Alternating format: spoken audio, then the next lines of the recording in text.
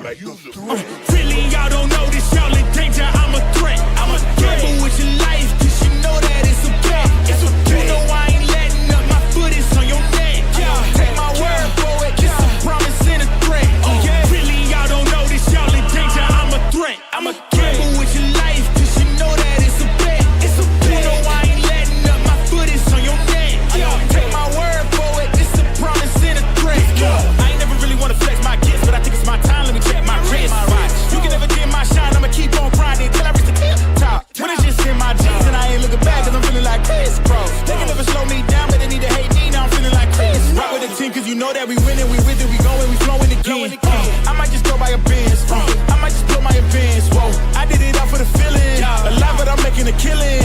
I'm gonna break every ceiling, cause I need a million, but I don't need your money, you can pay me in respect. Cause once I do it big, what's to follow is a check. I need 100 bags, nothing more, nothing less. And the ops feel away, cause I'm next, I'm a threat. Oh yeah. Really, y'all don't know this, y'all in danger, I'm a threat. I'm a gamble with your life, cause you know that it's a bet. You know I ain't letting up, my foot is on your neck. Take my word for it, it's a promise and a threat. Really, y'all don't know this, y'all in danger, I'm a threat. It's a gamble with your life, cause you know that it's a bet. You know I ain't letting up, my foot is on your neck. Take my word for it, it's a promise and a threat. I ain't been feeling spectacular, flow so sick it's hazardous.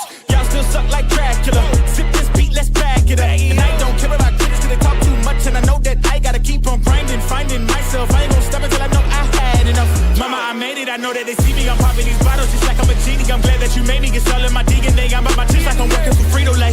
And bet the bag on myself. I don't do this for my health. Every threat is a champion. Got the title, need a belt. I don't need your money, you can pay me in respect. Once I do it big, what's to follow is a check. I need 100 bags, nothing more, nothing less. And the ops feel away, cause I'm next, I'm a threat. Oh yeah. Really, y'all don't know this, y'all in danger, I'm a threat. It's a gamble with your life, cause you know that it's a bet. You know I ain't letting up, my foot is on your neck. Take my word for it, it's a promise and a threat. Really, y'all don't know this. And yes, I consent to being recorded. Says that up there. By attending this meeting, you consent to being recorded. Indeed, I do. Shawn, you had a good... Oh, yeah, I wasn't going to say that.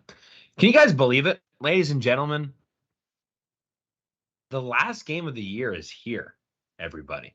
Penn State takes on Michigan State this Friday evening on NBC, 7 o'clock at night. We will talk about Penn State's 27-6 win over Rutgers. Got some film room stuff, got some press conference thoughts. We'll preview Michigan State, and we'll leave you with our bold and score predictions. It's an abbreviated week this week, but lots to talk about still nonetheless. If you're watching on YouTube, make sure to like the video and subscribe to the channel. And if you're listening on podcast, please, please, please subscribe wherever you're listening. Let's get into the show. Welcome into Hardcore Penn State Football. I'm Corey Lestochi. With me, as always, the great Shawn Kane. How are you doing today, Shawn? Not too bad today. Not too bad. Had 2 wins this weekend, and work is done. It's only a 3-day week for me, so that's Nice. always good. And I am... Would you say you're thankful for Penn State football this season? I guess I am. I guess. Yeah, I'd say so. I don't know. I would say so, right? I don't know what else I'd be doing with my life. Yeah, we're a top 10, 15 program, so I guess I'm thankful. Do you think Penn State beats Louisville on an open field or a neutral field? Um, The fact that you're hesitating this much is not the Probably. answer I thought. I think they win by I don't know. I don't know if it's 21 pretty points. bad. Yeah. I mean, That was a good Rutgers team. They still put 27 points up. yeah, I mean, we probably would, but I'm just very uninspired by the offense right No, now. I get that. I wish they could go up against, like, I guess Rutgers is an above average defense, but because like they looked pitiful, obviously, against Ohio State and Michigan, and so like that makes you think like against most top 15 teams they wouldn't be able to produce. But I really think Ohio State and Michigan have top 5 defenses. So if you're not facing the Georgia, Michigan, Ohio States of the world, could that offense do enough against everybody else? I tend to lean towards yes, but I don't Most know. teams, yes. Yeah, I mean, I think most teams. We did win 10 games, or if we win this week, we'll win 10 games. Whoa! So I don't want to get ahead of myself. The mighty. Should I have recorded that to jinx you? To jinx us? You jinxed us. Yeah, I mean, we are on the verge of winning 10 games, and I know it hasn't been a murderer's row, far from it, but like, if you have a terrible offense, unless you play in the Big Ten West, you're gonna struggle, and you 9 times out of 10 you're not gonna be able to score to win 10 games. And I mean, look, there's a difference between Penn State's offense and Iowa's offense.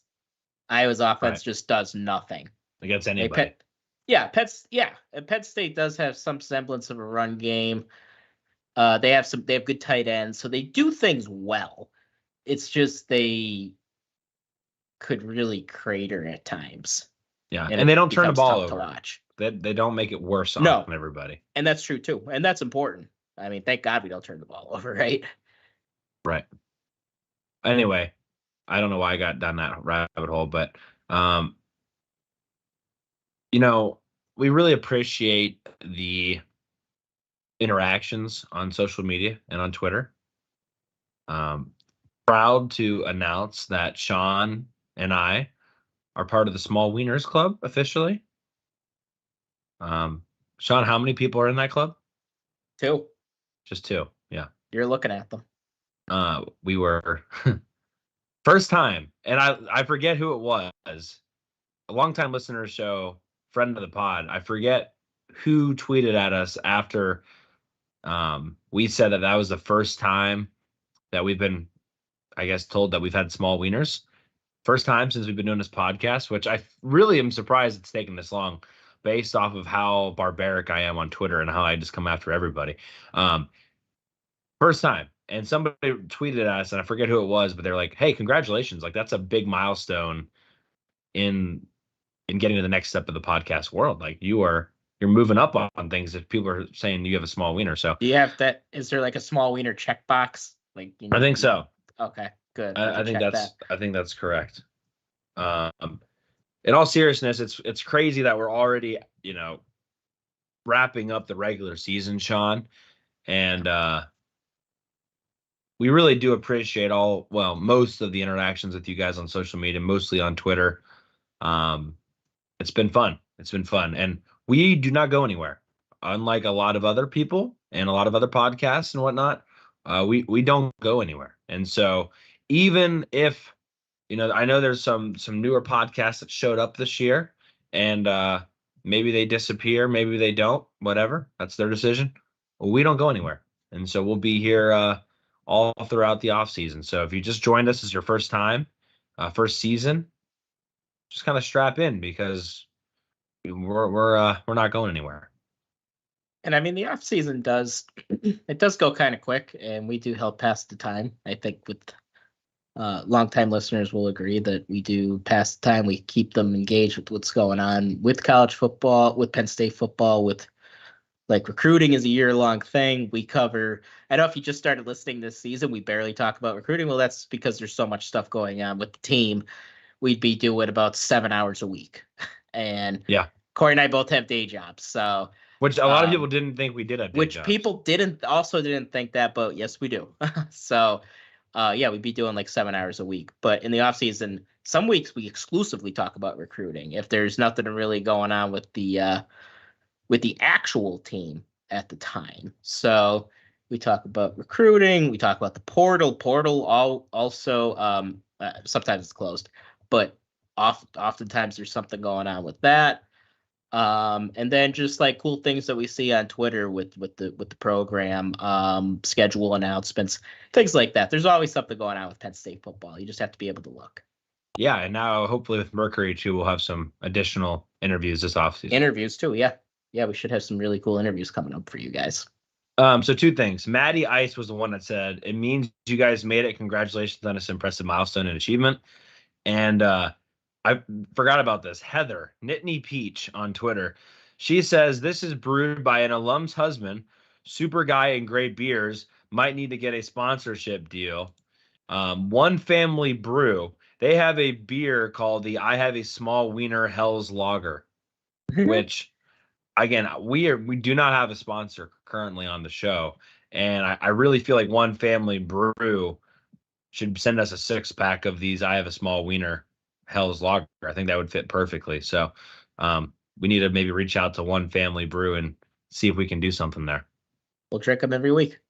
Yeah, I drink them every day. You don't even have to pay me. All right, Shawn, Penn State won 27-6 against Rutgers. Oh, by the way, I went to the dentist today, so not my favorite day in the world. Let's see your Just wanna smile. throw that out there. Looks great. Your hair looks Nice. good too.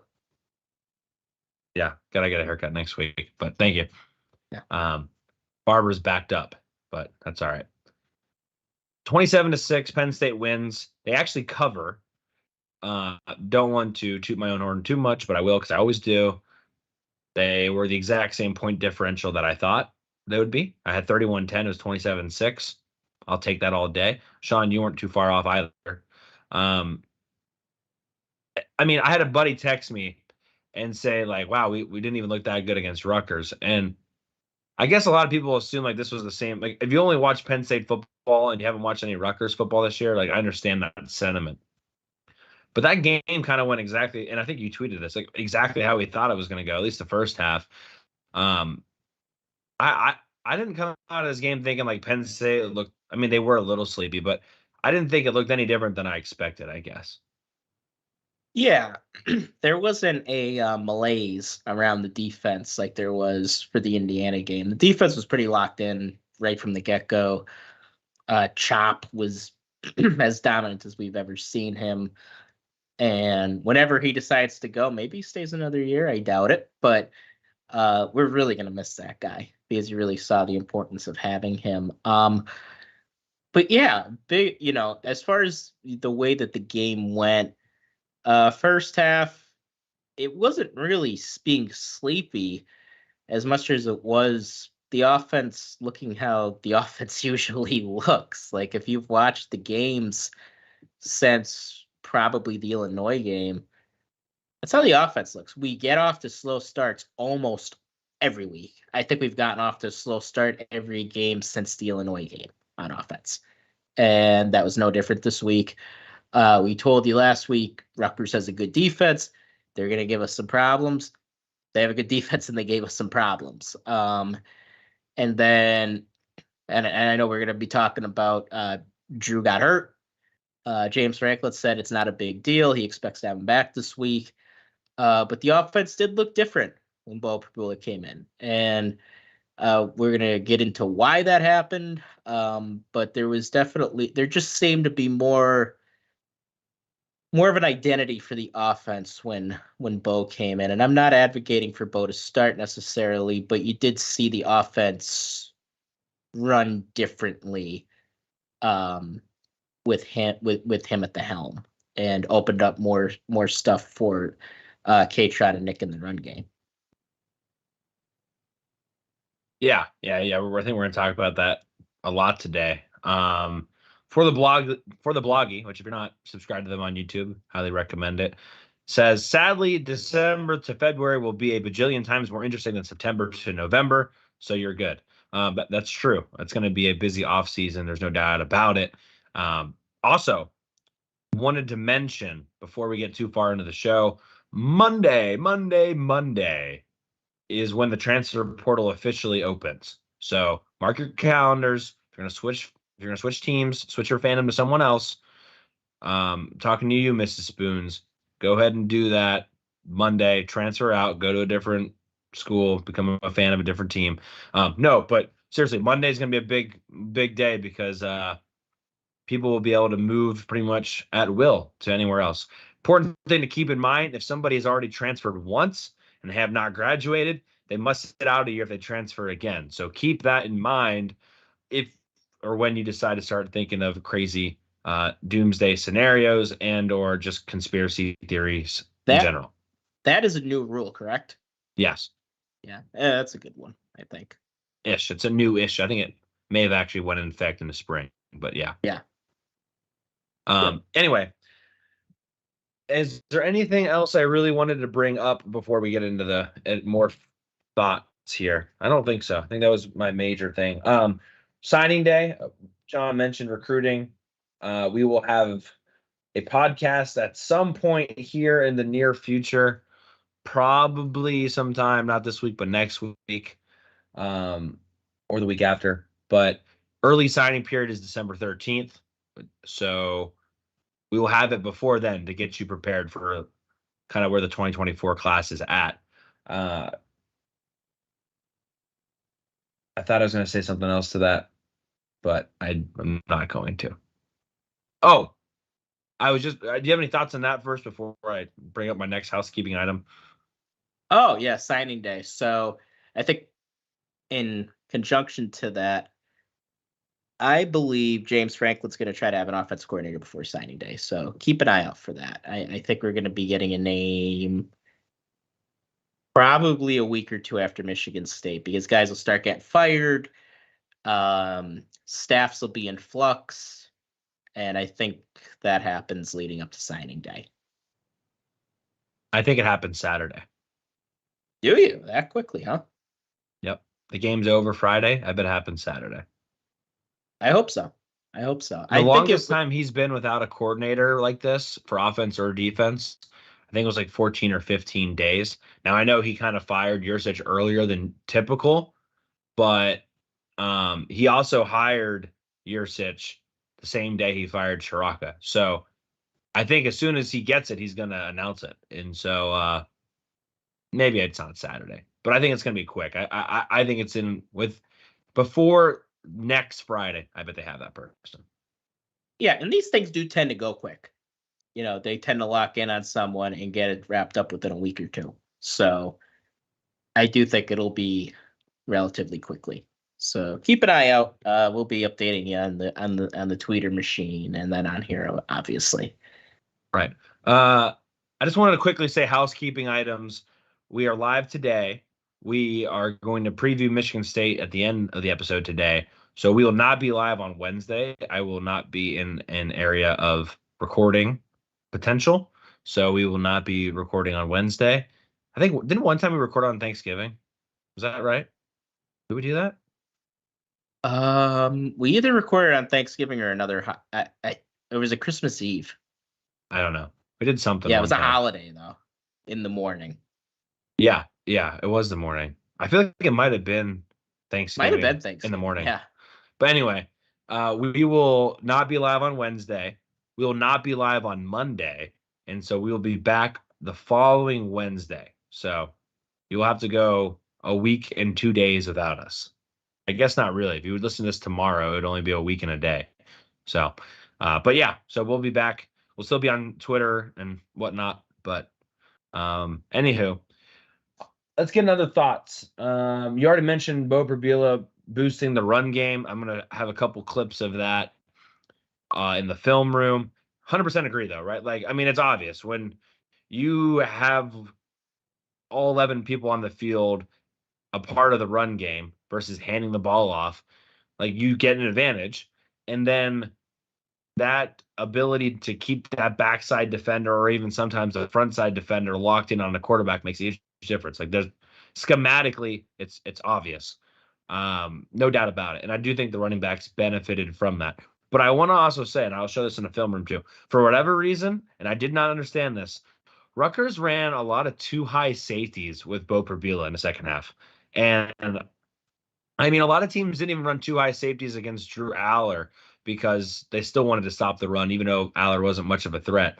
So for Rutgers to run a lot of too high safeties against Bo Prabila made absolutely zero sense to me. Didn't understand it whatsoever. Like, why are you playing two safeties 12 yards off the ball when Bo Prabila threw one pass that I think technically was, I know it was behind the line of scrimmage because it was an RPO. So he didn't throw a single completed pass in front of the line of scrimmage, and they had two safeties out of the game.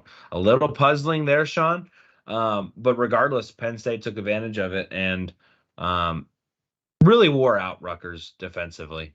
They had 18 straight runs at one point, and then they had that one RPO, which is technically a pass, but really just a triple option, and then more runs. And the Rutgers offense was not on the field very much there in the second half, and they kind of quit to a certain degree. So it was an old-fashioned butt whooping in the second half. Yeah, and it was one of those things. Defense set up the offense, right? Because Rutgers just did nothing on offense, absolutely nothing. They could not block Chop Robinson. The whole game, he was just a terror. Thought Abdul Carter had a good game. So up front, they just didn't match up with us. We did a very good job with their running back, and we basically said Gavin Wimsatt's going to beat us with his legs and his arm. He could not, and that led to the offense being able to, like Cory said, be able to wear down the Rutgers defense. I thought Ty Howell and Jaywan Sider did a nice job. They stayed committed to what they were doing, which was fine. Now, does the offense did it show its warts? Yeah.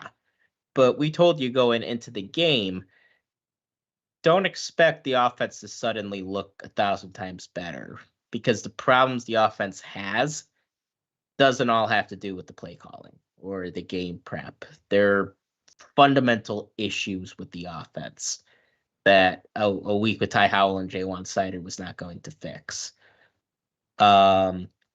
But yeah, overall, I liked how they called the game, stayed committed to what they were doing. And yeah, I was overall happy with them. Yeah, I was too. I thought, honestly, it was the same thing to a certain degree, right? Like, there were some good things and there were some bad things, but I didn't think it was necessarily the play calling itself. James Franklin went on to say that there was a series there when Penn State was backed up that they wish maybe they would have ran the ball a little bit more and helped their defense out a smidgen there. But for the most part, Franklin said in a press conference he was happy with how they called plays. I thought, if anything, the problem, again, was just lack of execution. And for the most part, things kind of were the same. They did run different things. They ran some more two-back sets. We saw Bo Prabila package early, even before Aller got hurt. They actually ran under center a couple times. So they did do a couple different things in that department. But for the most part, same kind of problems as before. And honestly, you mentioned the defense setting up the offense. Like, the offense didn't even take advantage of all the times the defense set them up too. They had the fumble recovery, only got 3 points. They had the short field after a punt, and I think they only got a field goal. There's just a couple times where they were unable to finish the job on offense.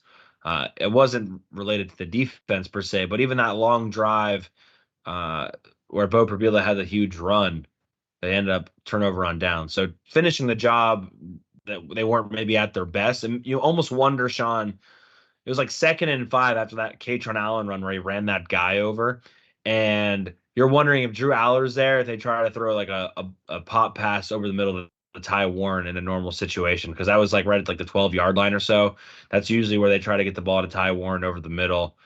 I guess they didn't feel comfortable trying to do something like that with Bo Prabila, which I think is in itself a whole nother question as far as, I mean, look, I don't think Bo Prabila is as good of a passer, Shawn, as Drew Aller, but the guy, I think people are acting like he literally can't throw the football. And like, I'm assuming that's not true. I know we saw the nice throw to Trey Potts. He was wide open against Northwestern team, but like, he's got to be able to throw the football somewhat, right? And so is it just one of those cases like they had with Will Levis where they just won't let him do it? They say they call plays for it, but yet at the same time, in that situation, 2nd and 5, they probably could have went to Ty Warren over the middle, and they elected not to do anything like that. He was a competent passer. Do you think he'd be starting?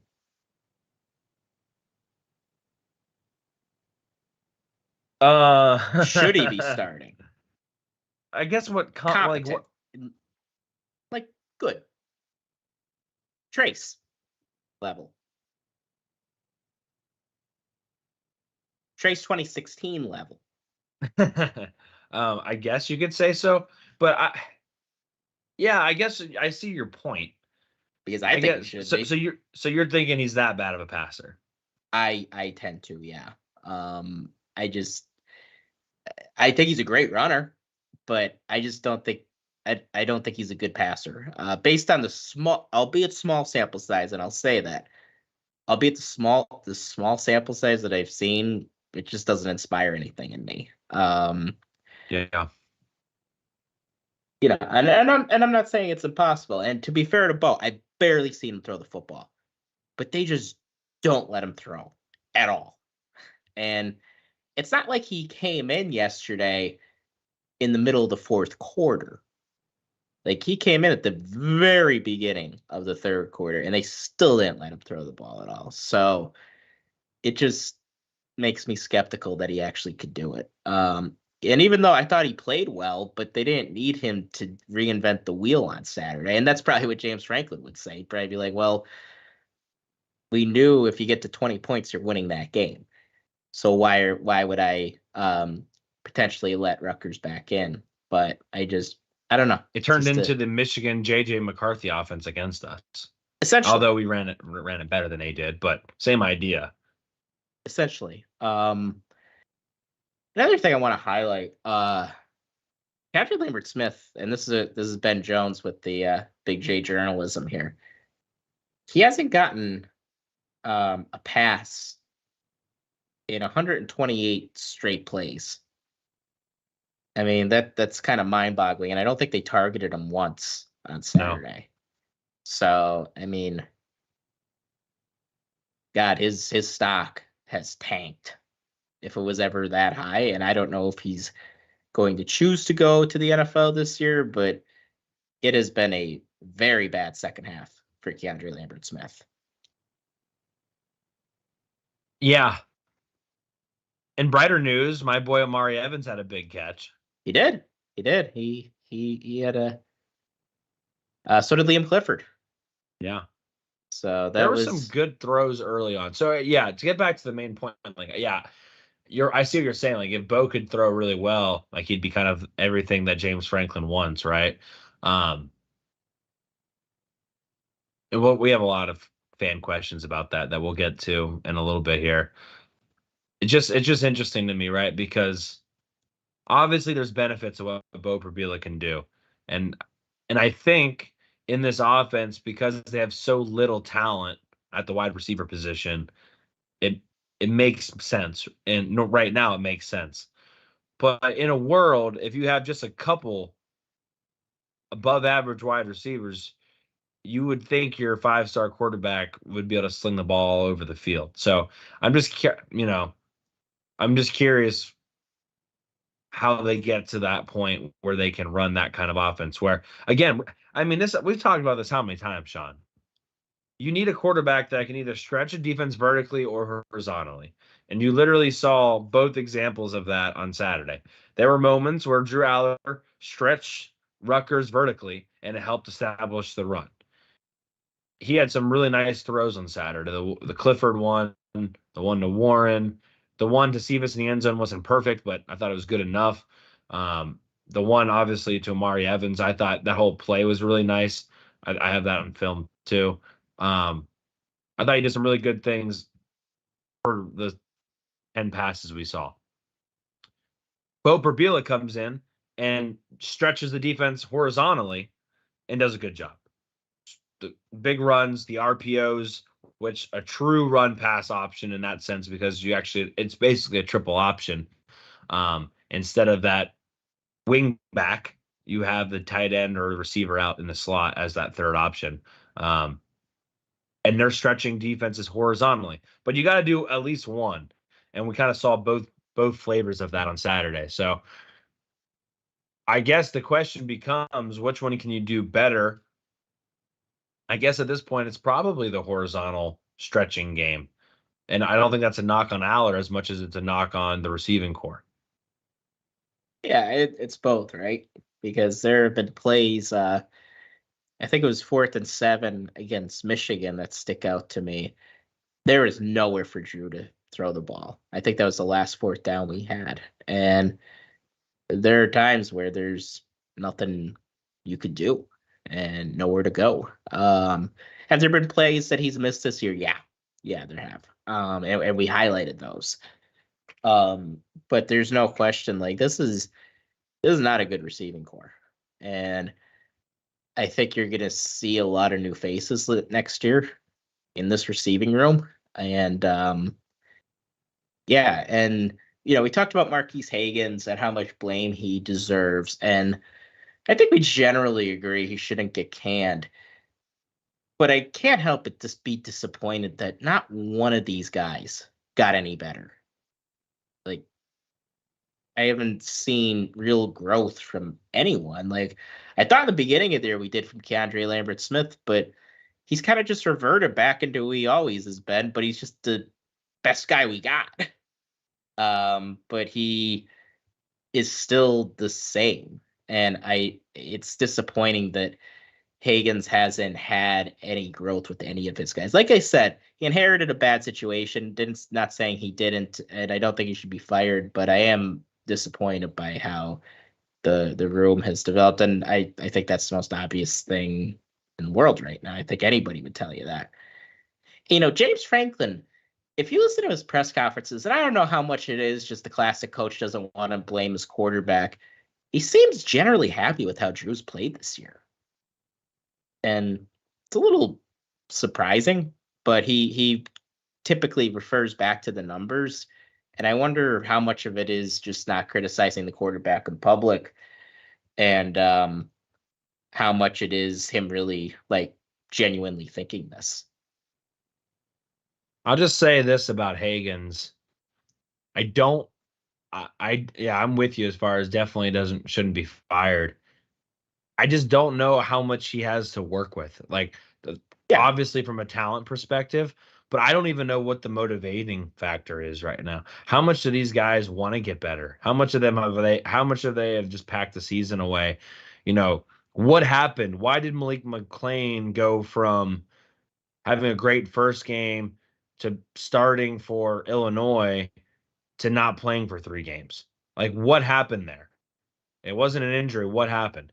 And why did nobody else then take advantage of it? How did Omari Evans go from being a potential breakout star, making me look really smart and having a good blue and white game, to just now having a big catch in the second to last game of the year? I just think there's more that meets the eye to this than just not good talent and maybe underwhelming coaching. I really am starting to question whether or not some of those guys really want to be here. And again, this comes back. We're going to probably talk about Dante Cephas and his route later, but I don't know for sure if Dante Cephas ran the wrong route or not. I have my speculation based off of the inside shade of the receiver. But the point is, he's missed multiple routes before. He's been in the wrong place multiple times. I definitely don't give him the benefit of the doubt. And it just goes back to, why are you putting that guy out there if he doesn't know all the plays? Well, at this point, who are you supposed to put out there? If he gives you the best upside, if he does things the right way, what else are you supposed to do? If he's doing the right things off the field and he's at least trying to get to that point, and maybe there's a couple people that aren't, what else do you want at that point? What else are you really honestly trying to do? So I don't know how much they really have a choice at this point, Shawn. And I mean, yeah, I can't stress that enough. It's not a good situation.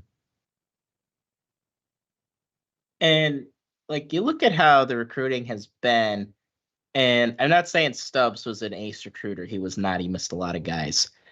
But there's still 4-star guys in this room. it's not like they're all 2 and 3 star guys. They're not. So it's just amazing that That's why none I of don't them, think it's just a talent thing, Shawn. yeah, yeah, and I tend not to either. Like they just never got better. None of them. And to be fair, some of them are still young. Carmelo Taylor just got here. And we said going into this year, he's probably not big enough to play yet. And I think there are guys who are trying, but they're just not there yet. And if you're in an environment where, and it's more than just something that you hear from your HR department, like, one bad employee could really bring down a whole unit. Or a family here. It's partly true, and I'm not pointing fingers at anybody. I don't know what's going on, but if there's a couple malcontents in the room, it could bring a whole room down. So I think there could be something going on there, and we're never gonna know everything out of Lash. We barely know anything out of Lash, but Barely know anything at all in general. yeah. But you kind of try to read between the lines, and it just doesn't seem like a very good situation right now. And I think you're going to see a new look receiving room come next fall. You mentioned Carmelo Taylor, and there's a question later, so I'm not going to dive too much into it. But I think like a Carmelo Taylor with his speed is someone that I think could make a big difference for Drew Aller. Somebody who can take the top off the defense. I thought Omari Evans might be able to, but a true burner that makes defenses kind of respect the vertical passing game. I think something like that would go a long way. Oh, no question, because I think Keandre Lambert-Smith, I think he has good speed, but he's not a KJ, right? He's not a KJ Hamler. Like, we don't have, in my view, a true burner. Like, I think Keandre's fast. He could potentially take the top off the defense, but he's more of a slot guy, right? So, like, I think in his core, that's who he is. But and he hasn't even broken like a tackle and taken to the distance like we saw in the Purdue game. You know what I mean? Like he hasn't even taken a slant route the distance, which sometimes it wasn't his fault. Sometimes the ball didn't get there. Bad throw in a West Virginia game. Ball was knocked down in the Ohio State game where you think maybe he does house it. But yeah, the one in Purdue, he broke a tackle, spun off of the dude, and then outraced everyone to the end zone. Like that was him just making a play. Nobody wanted to give Sean Clifford any credit for that throw. Fine. But then again, come back this year, don't blame it on Drew Aller that Keandre Lambert-Smith also hasn't made a play like that. Yeah. Keandre Lambert-Smith, I mean, very disappointing year. Very disappointing. And you would hope that your quote-unquote number one guy would kind of take that room by the horns a little bit, and when they're sputtering, he could take them out of it. But I've seen zero from him. Like, he hasn't caught a pass in 128 straight plays. And I think you have to really question a guy like him and his leadership ability and maybe even his want. James Franklin says that Drew Aller is good to go for Friday, by the way, based on his press conference. Also mentioned that he hasn't practiced yet, so he doesn't really know for sure, but all indicators point to good to go. So we'll know for sure. Hard to imagine Bo Prabila doesn't play at least some on Friday as well. So there's the update there. I wanted to mention for a little bit there, and you mentioned Chop Robinson. Chop Robinson was the only person there for a little bit that I thought really wanted to be there. Like I feel like he was just dominating the game, and everyone else was kind of just watching. Yeah. I mean, he was a one-man wrecking crew, and it was really fun to watch. And a lot of times this season, the ends and the edge guys and the guys in the front seven really fed off each other, but Chop really brought the fire. And I think he knows. I would be surprised if Chop came back next year. It's probably his last game in Beaver Stadium, and I think it meant a little something to him.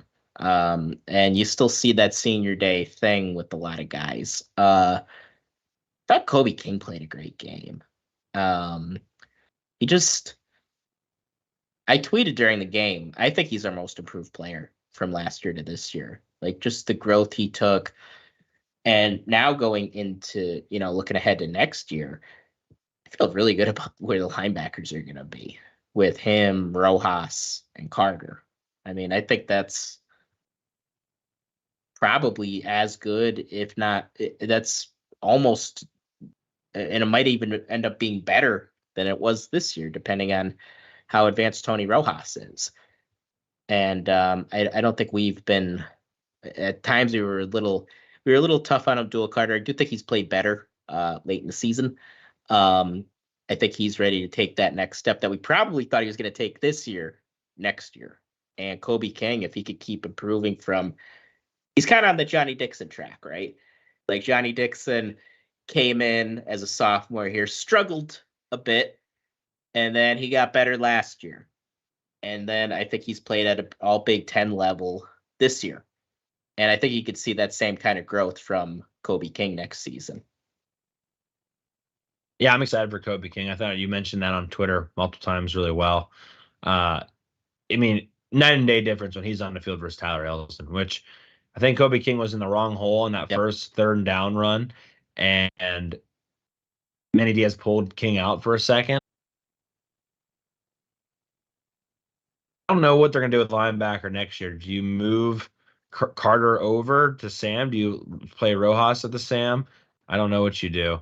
I don't know if you just play whoever's better there. Yeah. Yeah. I don't know exactly how that's all going to go down. So that will be interesting to watch at that point. Before we move on, I just wanted to mention the special teams. I really think the special teams really ease the day for Penn State. Like if the special teams was bad on Saturday, it could have been a huge scare, maybe even an upset. But the special teams low key kept Rutgers at bay. For example, Penn State, the one drive I mentioned where James Franklin was upset with the play calling, Riley Thompson, 56-yard boot, puts it on Rutgers' 40-yard line.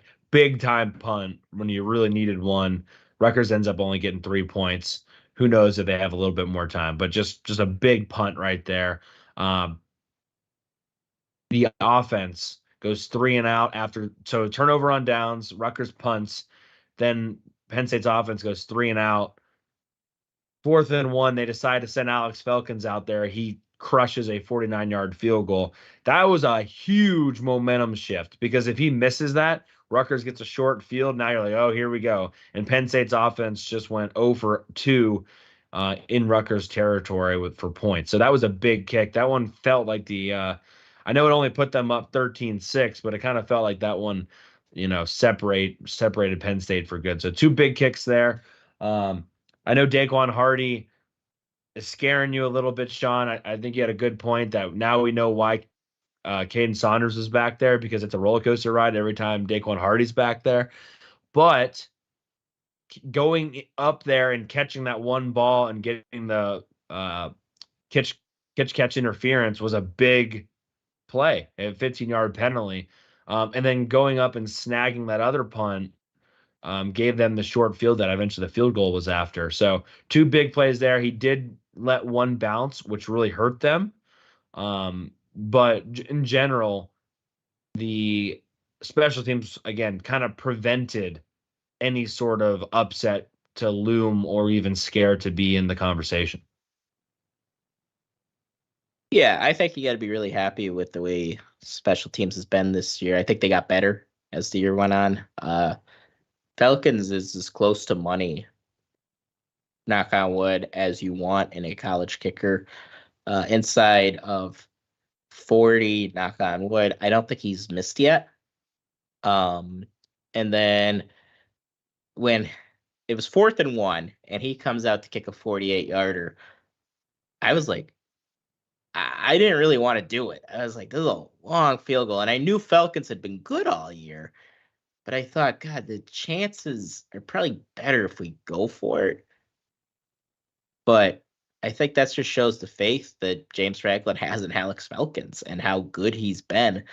And Corey's right. It ended up being a big play in the game. And yeah, I don't think you could be any happier with him. I wish we had him another year. I don't believe we do. I know he was called on senior day, so we don't have him for another year, which is unfortunate. And yeah, Thompson, I think has been very good this year. So I think they're 2 for 2 with their transfer portal specialists, and hey, we talked about it before the season. Kicker and punter could lose you a game, and we're not even close to that. And if anything, they've both been assets. And then yeah, Hardy. I mean, he's a joy to watch returning punts as soon as he catches them.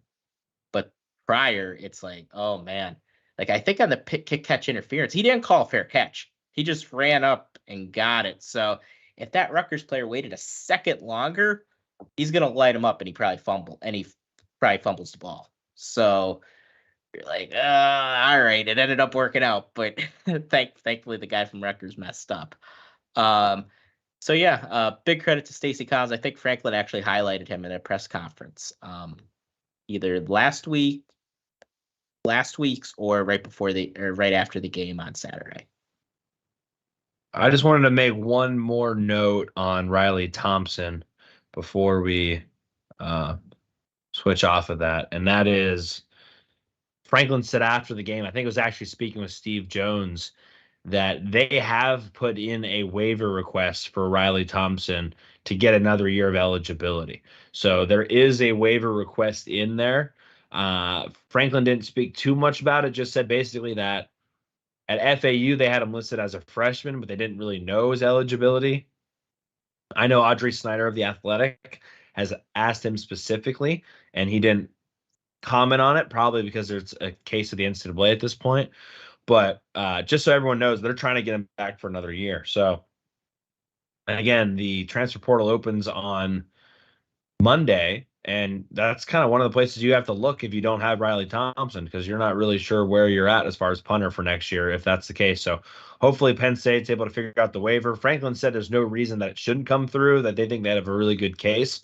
I don't know why he would say that if he didn't have a good case. But we'll have to wait and see there. But it would be a pretty big get at this point if they can get Riley Thompson in return for next year. Yeah, 100%. I mean, he's been, Penn State has had a good run of punters since Blake came here in 2016. And but before 2016, and I've talked about this previously, we had a bad run of punters, and through the sanction years, and they cost us at some big times. And again, the punter, it's kind of like having an offensive line. It's like car insurance. You don't really talk about it much. But when it's bad, when you have bad car insurance, it's all you talk about. Like we'd be like, oh, this mother effing punter. I mean, if you don't have a good one, same thing with the offensive line. Offensive line plays well, nobody talks about it. Plays bad, it's all you hear about is the offensive line. And same kind of concept. Speaking of offensive line, I'm going to miss Olu. I know out of the blue, but. Oh, that's a good place to go next. Yeah. Drew Shelton, Nick Dawkins, Vega Ione, they all played a decent amount on Saturday. Olu just on a different level in a pass rush, pass blocking world of things. Yeah, no doubt about it. Gonna miss Caden Wallace too, which he was, I want to say, well, obviously he was, announced on Saturday, senior, he's going to be gone. Believe also his parents are the presidents of whatever, like the fan team club there is. So losing a little leadership there too, as far as Caden Wallace's parents too. He has another year. He has a potential year of eligibility, I believe. Oh, but didn't sound like it. Based off of, well, I think they interviewed. Yeah. They interviewed. It's the COVID year.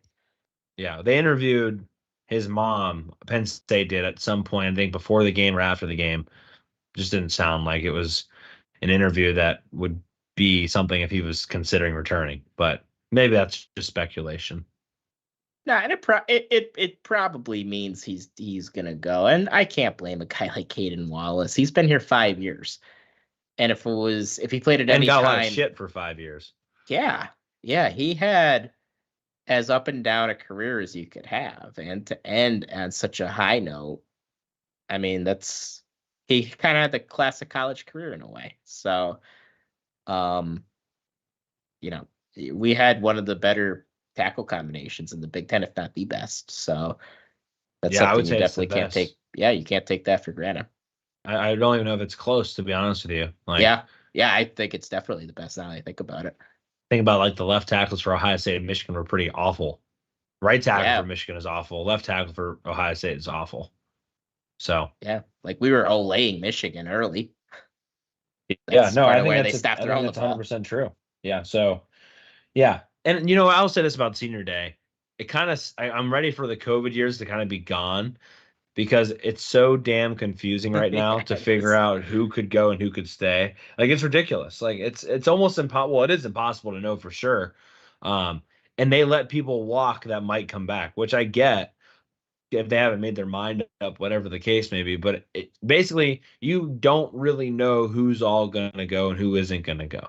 Like there's like maybe 3 people. I think Hunter Norzad, Dixon. Yeah. And was there anyone else? I don't know if anyone else 100% had to go. I think Falcons. Oh yeah, Falcons. Yeah. I think that's it though. Devon Ellies, is he completely out? I don't even think he is. Yeah, it's insane. And he's been here like 900 years. Right. So, yeah, man, I'm ready for. I mean, I'm happy for all those guys that didn't have that year hurt them, but man.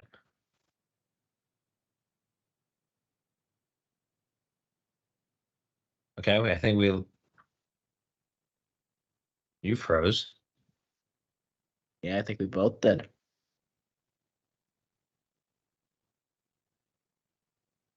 Uh-oh. Technical issues. They can hear us. Oh, there he goes. Are you there? Yes, I am. Okay. Nick Singleton, I thought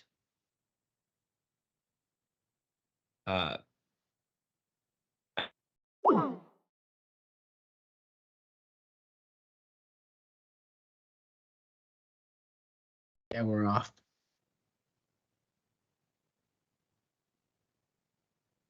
all right. Don't know what happened to my internet there for a second. Apologies. Okay. We're good. We're Nick Singleton struggled early on. I'll show the play in a second here. Missed a wide open touchdown early in the game. Had a really bad fumble right when Penn State was moving to football. It was right after the Amari Evans catch. Immediately fumbled the football. That really took some wind out of the sails.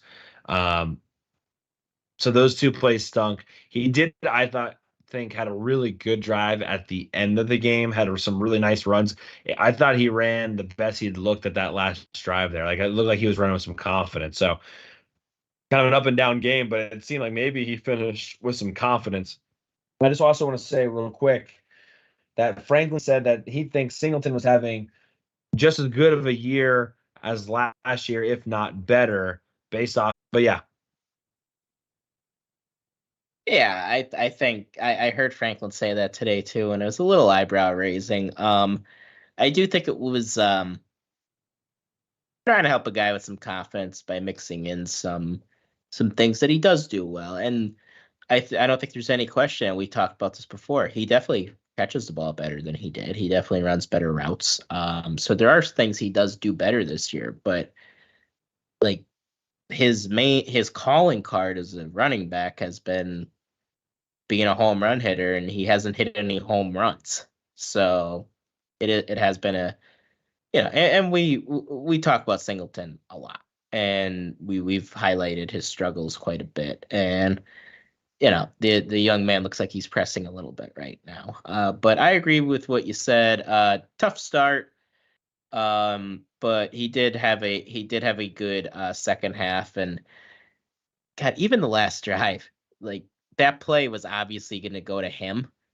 The touchdown, that Prabula fumbled snap, ended up picking it up and running it in.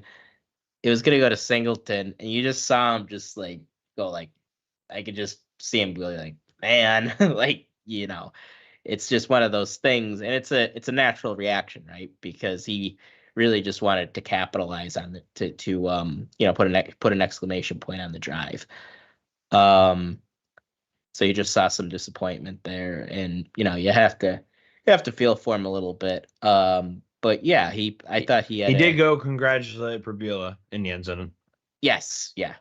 I want to at least give him the benefit of that, because I know a lot of people on the Twitterverse are throwing shade at him. Yeah, and I'm not ripping him at all. I actually understand where he's coming from with that. But because he's just a guy, he just needs some confidence right now. I think it's evident to everybody who watches him that he doesn't have that confidence right now. And I think he's far from a lost cause. I just don't think it's been a good year. It just hasn't been the kind of year he wanted. So I did think Katron had a very good game. I thought he was. Nick Singleton actually ended up having a better average than Katron too, which is interesting. Yeah, that's one of the first. Yeah. You don't see that you haven't seen that much this year, but yeah, I thought Katron played well. Runs hard. He's just Mr. Consistency, right? Like, exactly what you're going to get week to week from him. And I think somebody on here, I don't think it was either of us, made the Tony Hunk comparison, and I think it's very apt. Like, they have that same kind of style, and towards the end of games, teams just don't want to tackle them anymore. And it's so key having a guy like that. And I think one of the things we brought up before is, who are the dogs on this team? Katron's a dog. Like, you just see it in him that he's got that dog in him. Yeah, no doubt about it. I mentioned finishing drives. You mentioned Keandre Lambert-Smith, so I'm good there. I didn't have that many more defensive thoughts. You mentioned Abdul Carter. I thought, he was continuing to play better. I mentioned Tyler Elson not playing very well. Dixon gave up some plays in the pass game. They were just, honestly, I thought, perfect throws, perfect catches. I thought maybe the safety should have came down and helped him in the middle of the field a little bit, especially since he had outside shade on a couple of those. And thought one for sure, the one of the last ones, I really thought Winston Jr. should have came up as cover one. He should have came up and absolutely ignited that deeper slant post. But for the most part, I just want to mention too, Johnny Dixon has the same number of sacks as JTT from Ohio State right now. He has the most sacks in the country for a corner, and he has 4. So nice there. And KJ Winston, although I thought he maybe should have came up and cracked that guy, he had his first interception of his career. Yeah, KJ, I mean, he's awesome. You just love watching him play.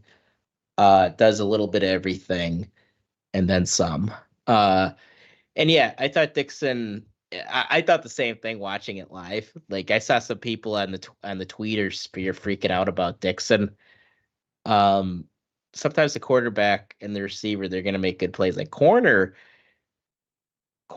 is a unique position in that, especially in today's day and age with how spread out everything is, the game is designed for the cornerback to lose. And it's a little unfair, and it's a very, very difficult position to play. And sometimes you're going to get beat even if you play it right. And that's just kind of what happened with him. Yeah, and then I don't think because Gavin Wimsatt really didn't throw the ball very much, I don't think there's too much else to say about the secondary. So I think that's all we got for the secondary. No, I agree with that. Kalen King had one nice play. I don't think it was a perfect ball by any stretch of the imagination, but he had one nice play. Otherwise, they didn't really throw the ball to him very much. I don't know if Jalen Reed played his best game of the year, which I know there wasn't that many plays involved. But again, I just thought maybe the safeties could have been a smidgen more active on. I thought they maybe were playing off just a little bit too much, especially since I wasn't expecting them and by them I mean Rutgers, to take a deep shot down the field. Right. Yeah. Yeah, I think we're good. I think we're good at Wimsett, he had his weekly interception. But yeah, not a whole lot going on. Not a whole lot going on in either passing game. God, we only threw the ball one time when Bo came in. And then when Rutgers had to come back, I sneezed. It just didn't really go anywhere. So yeah, I think I think we're good. I think we're good on Rutgers. Are you ready to turn the page? Yeah, I was going to show some film real quick, if that's cool with you. Oh, right. I swear I'm the co-host here. Yeah. D.A. Adam asked us, and I'm just going to share this question with everybody since we have been asked this question before. Business model question here. Do the boys get any better benefit from fans listening to or downloading the podcast from one service versus another? Or are you podcast provider agnostic? Just curious. So what we would say in DA, this is how if you really want to help us, drop a 5-star review on Apple Podcasts. Like, that's the easiest way to help us. Go drop a 5-star review, write a review. We'll read it on the show. We haven't got one of those for a while, so you should do it. Best thing you can do is subscribe on the YouTube channel and then subscribe wherever you typically listen to podcasts. That way, if you want to listen to us on YouTube, watch us live on YouTube, that's awesome. We like the live audiences. But in the chance that you miss us, you're subscribed on whatever podcast platform that you prefer. Hell, if you use Apple Podcasts and Spotify, just follow us, subscribe to us on both. It's not going to hurt anything. We don't ask you guys to pay for anything. So everything we ask you to do is 100% free to do. So that is the business model. But no, it doesn't really matter where you listened. We're just here to provide content and for you to enjoy. We are content creators.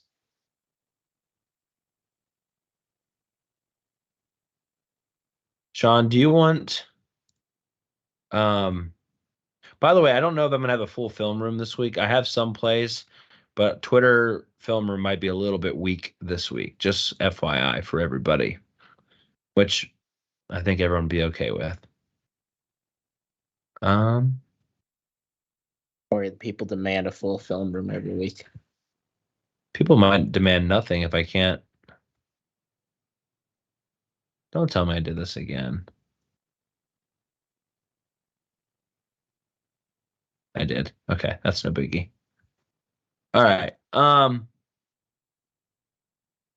want to start with this play. If I can find it.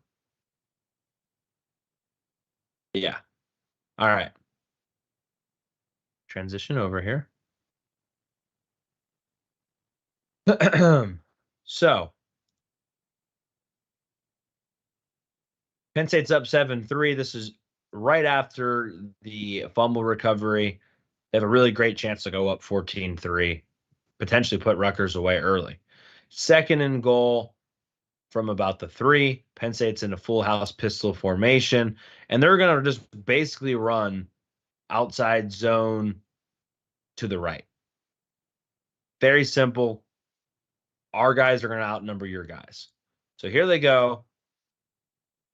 And Nick Singleton decides to cut it up the middle, and nothing's there. But if I stop it right here, which I don't know if I can. There we go. If I stop it right here, I just want to show that if he continues to follow Theo Johnson, he scores a touchdown. Tyler Warren is about to destroy this edge rusher. Theo Johnson would take that one linebacker, and there's nobody left on the right side. Nobody. There's no room left. There's nothing there. Now, there is a cutback lane, but as you can see, there's a safety and a linebacker in the middle there. Like, there's no reason for this to have to be cut back.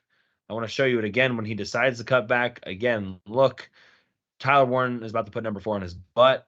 Theo Johnson cleans up anything that would be there. That defender is now kind of creeped inside. But again, Theo Johnson would have got there. And again, even if those guys weren't there, I still trust Nick Singleton's speed to get all the way outside and score. Like, there's infinite amount of room on the outside there. And there goes Tyler Warren blocking that guy into the dirt. So great block by Tyler Warren. But again, a missed opportunity where this is easy, even right here. Even if, again, Theo Johnson isn't there, and he is there, I still think Nick Singleton probably has the speed to bounce us all the way to the outside and score. They're in man coverage, so that corner's not even paying attention to the run, and it should have been a touchdown. Yeah, this has been a similar story with Nick this year, right? I mean, there have been times that this has happened. And, you know, to be fair to him, sometimes it's hard live to see it. But, I mean, that's kind of your job as a running back, to be able to see the holes and be able to follow your blocks and know when to cut and when not to. And he just didn't do a good job there. All right, we're going to show a job where he did a little bit better. So,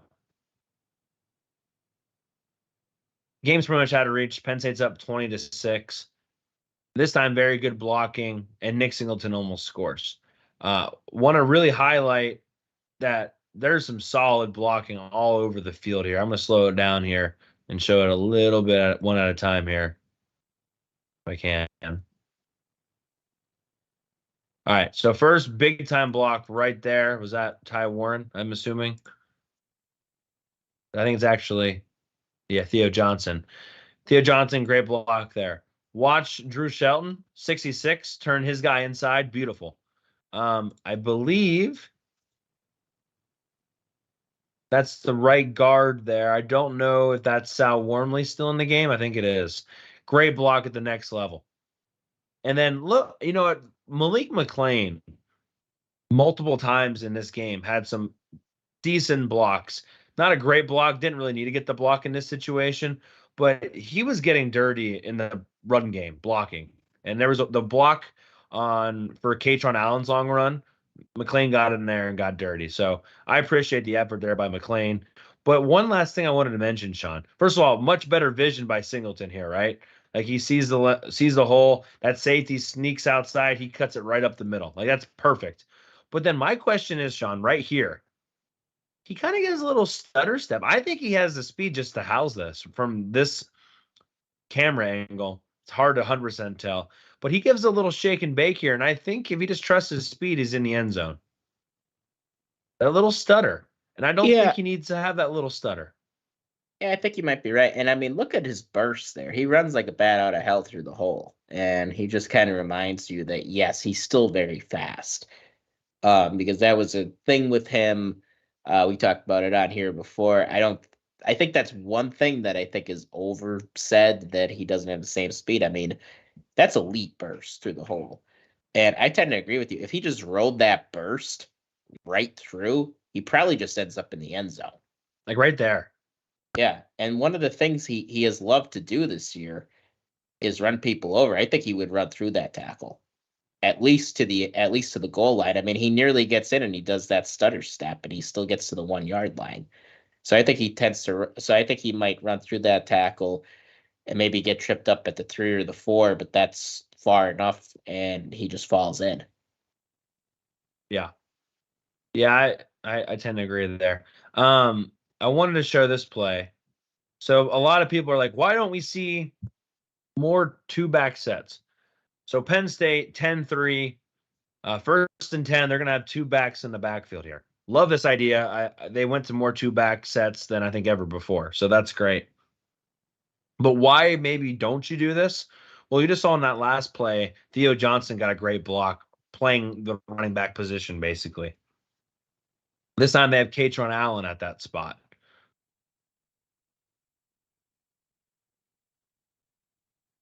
Not the same result. And so let me pause it right here. So they're going to get in the hole. And here comes Malik McLean to try to help. Look at Sal Wormley, by the way, doing a pretty good job over there. I think he actually ends up whiffing, but still pretty good to get to the next level. If he sustains that block, it would have helped out quite a bit. But Katron Allen is about to miss real bad right there. Malik McLean doesn't help either. And Sal Wormley doesn't finish his job. So basically, nobody gets the block they need to. But honestly, if Katron Allen gets that block and Malik McLean get their block, I don't even know if you need the Sal Wormley block. I think Nick Singleton might already house this. Maybe not. They still have that safety over the top, but it's a huge gain. But again, I just want to show you, it's just the little things. Like, yeah, they got some positive yards there, but that's not a Nick Singleton problem on that one. That is we have got to get that block there by Katron Allen. Yeah, and this is something, along with, with what's gone on with Nick this year that we've talked about a lot too, is the receivers and the backs that time. They don't, and the tight ends, they don't do a good enough job. And there you have two guys miss a block, and that's how you get a 2 to 3 yard gain instead of what's probably an explosive play. It's definitely an explosive play. You just don't know how explosive it would be. All right, I'm not going to spend a lot of time on this, but I wanted to show it since I had it. Penn State 10-3, 2nd and 10, backed up. They got one-on-one coverage here. Dante Cephas versus corner. He's about 8 yards off the ball. He's inside shade. So this tells me that, hey, you want to probably go to the out route here. It's one-on-one. They bring blitz. Hot route. He's going to go to Dante Cephas. He's actually really good pass protection. Cephas runs and breaks inside, which I wish I had the better camera angle, but he turns inside. This ball is outside, and I thought it was actually way further away than it was, but you can kind of see it's actually not that far away. If he cuts outside on this out route past the sticks, it's probably a first down. Like, do you see where he is and he broke inside? If he breaks outside of the numbers, this is an easy catch. And it's not. And again, benefit of the doubt, I'm giving to Drew Aller that this was supposed to be on the outside and he ran inside. Again, inside shade defensive back, I would assume that you would then want to throw the out route instead of the hitch. But again, that's just kind of speculation. Either way, missed opportunity. Yeah, watching it live, I actually put it on Drew on Twitter. I actually got some heat for that because if you see, like, I just thought it was a misfire, but it was probably a wrong route. And I think Franklin said they only had one missed assignment this week. Oh, that's right. I forgot he said that. So it might have been this, but I totally forgot he said that. Yeah. So this might have been the play. Yeah, and honestly, again, I'm slowing it way down here for you to see it.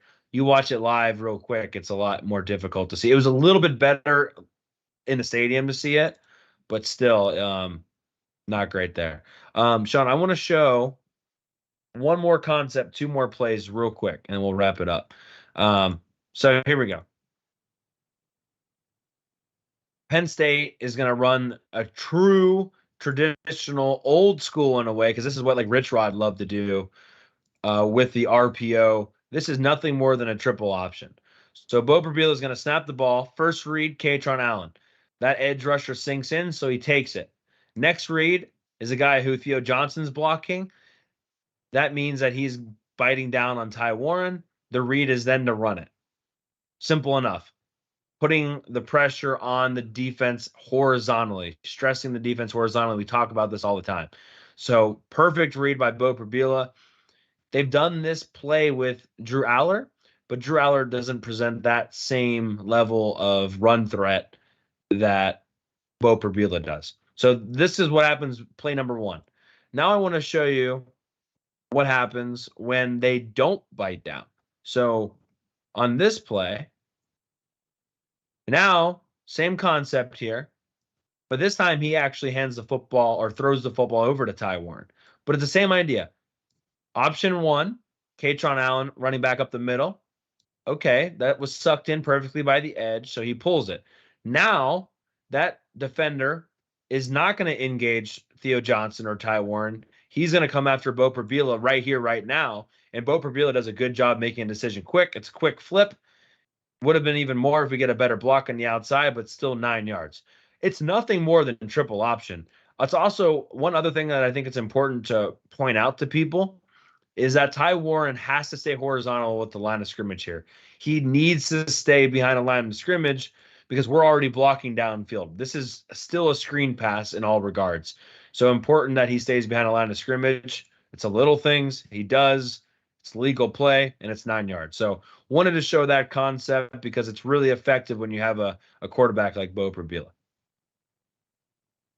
Yeah, and that's a play you mentioned, Rich Rod. That's a play Penn State used to run with Joe Moorhead. Something, things just like that. Except we would run it with a guy like Mike Gesicki. But same concept. And works to perfection when you have the right quarterback to run it. And this is part of what Bo brings to the offense when he does get in. And I think Franklin mentioned that that he does want Bo to play this week. So I think they're going to find more situations to get him in the game between this week and the bowl game.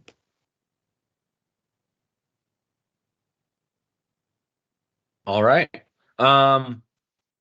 D. Adams says, before we leave Rutgers, let's go full rabbit hole speculation on the I formation that was inspired by Sider and Howe, and how perfect would have been if Singleton had a toss sweep to get out in space. Yeah, so what D.A. Adam is referencing is that Penn State was lined up on that 4th and 1 in a I formation, and Greg Schiano called a timeout, and then we never got to see what happened there. Shawn, do you think they're going to go toss sweep? What do you think they were going to do? They had Katron Allen at fullback and Singleton at running back. It might have rolled out because all the attention would be on them. Might have been a decoy. Yeah, that's what I think. Okay. Because it'd be the first true I formation we had seen in the Bill O'Brien days, right? They ran no, Franklin Donovan.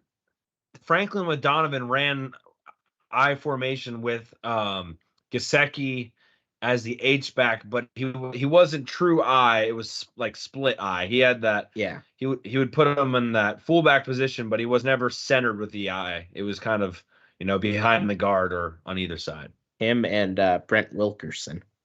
Oh yeah, nice. Good. There's pull. a name for you. All right.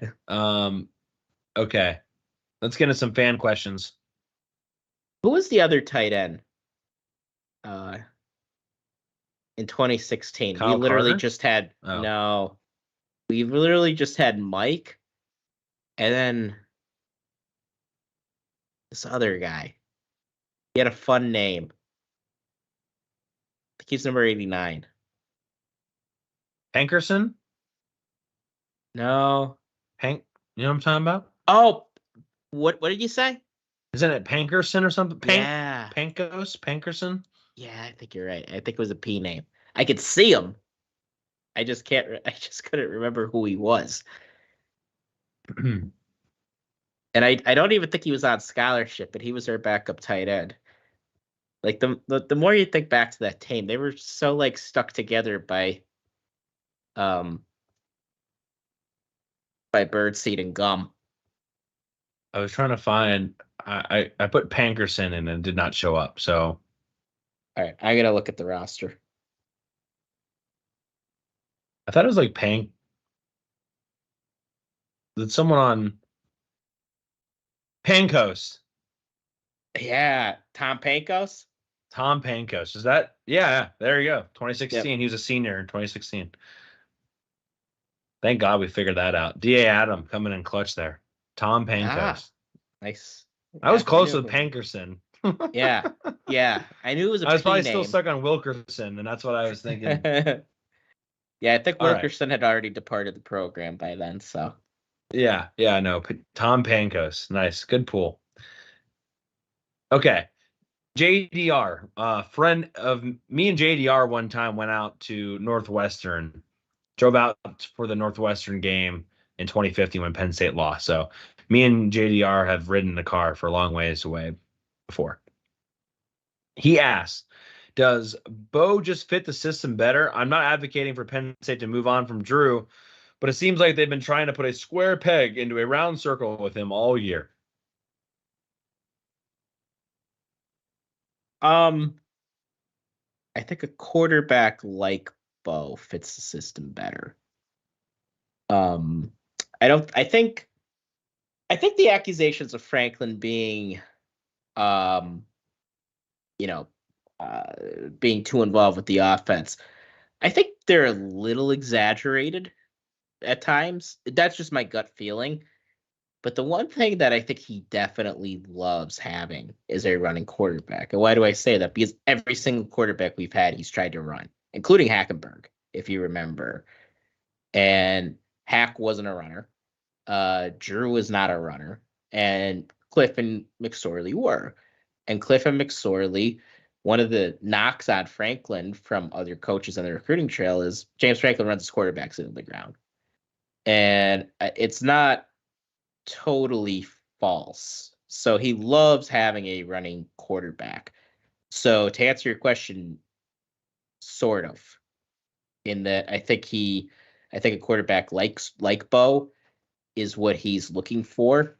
But I think if you have an offense led by Bo Prabula, I think it's going to be very limited. And when you play against better teams, it's going to be greatly neutralized. Now, a counter to that would be, well, did you watch the Ohio State-Michigan game this year? We did absolutely nothing against them. True. But I do think there's more of an upside with this offense with Drew Aller in it. Yeah, I agree. It's nice. But again, Rutgers didn't have a week to prepare strictly for Bo Prabula. And so what happens when a above average defense has that opportunity to do that and he doesn't have the ability to throw? Again, like I said, they were running some two high safeties against Bo Prabula. Probably not the best idea. I don't know if it's going to matter against Michigan State because, frankly, Michigan State's just awful. But that's just something to keep in mind. In a perfect world, you have some weapons on the outside for Drew Aller, and that helps the offense kind of get going. Even without those weapons, that throw to Omari Evans on Saturday, he wasn't open by any stretch of the imagination. That's kind of what was needed the entire year. Just throw it to him anyway. But I don't think it's the end of the world. I think Bo, greases those wheels better and makes some of those things better. But I still think Drew is more than capable to do those to get this offense where it needs to be. I don't think it's a true square peg into a round hole situation. I think they need him to have those QB draws, and they need him to still also be able to throw bombs. And we haven't got to see the bombs this year, but that's what you kind of need. You need both, right? You need your quarterback to be able to throw to win games. I mean, it's still the main job of a quarterback is to be able to throw the football. Right. Now, you could probably win 10 games with Bo Prabula, too. I think maybe 9. I don't know if you necessarily beat. Yeah, like even. I think we would. I don't think we would lose to anybody this year with Bo. I think that somebody makes him have to throw the football a little bit more. Don't you think? Maybe. I mean. And also, we don't know what he does as far as turnovers go. Like, do you trust him against Iowa? I don't know if I feel that great about that. Yeah, that's true. Because I know, like, the Iowa game, we did end up winning by 30. So we probably still win, but it's probably more of a nail biter. And that's the kind of game Kirk Ferentz wins. Okay, this question here is from Big Will Stiles. Does defensive coordinator Manny Diaz take the Texas A&M job if offered? Of course he does. Can Penn State finally get Elijah Robinson on the staff if let go by the new coaching staff? I love that you answered your own question in the fan question. I don't think anyone's done that before, so thank you. Yes, I think if offered, Manny Diaz would take it. I don't think he's necessarily going to be offered that, to be honest with you. I think that's kind of the level of job, though, that Manny Diaz is waiting for. I think a lot of people think Manny Diaz is 100% gone. I don't know if there's any jobs out there right now that Manny Diaz would 100% leave for besides the A&M job. Like, he's not going to take Syracuse. I don't think he's going to take Mississippi State.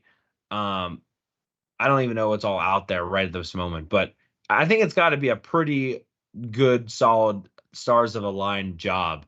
And I don't know if that one's come out yet. So I think you might need to slow it down a little bit on that, but we'll see what jobs open up.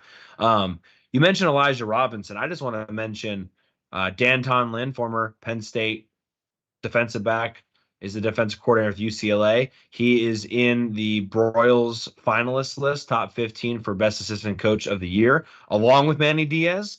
I think he would also have to be on your short list to replace Manny Diaz if applicable. And again, I don't know what you do as far as coaching linebackers, because I assume he coaches DBs, but I think you could figure that out later.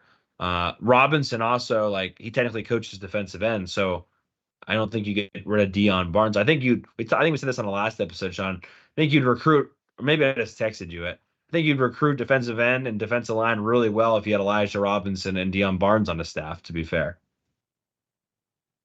Yeah, I think Stacy Collins is an assistant linebackers coach, so you might just make Stacy the linebackers coach. So maybe that's how you rearrange things. I don't know. Yeah, I think Manny, like, first off, I don't think I might have said it on here. I don't know if I have yet. I don't think the Mississippi State job is a particularly good job because you have a few things working against you. Number one, you're second in your own state, and it's not even to like an Alabama, like Auburn is with Bama. It's to Ole Miss. So you're number 2 in your own state. You're in the SEC West, which is incredibly. But that will at least change after this year. Oh, are they going away? All right. Well, you're still in the SEC. Oklahoma and Texas are coming. And you're in Starkville. Not exactly a thriving metropolis. I just don't think it's a great job. And I know it's the SEC.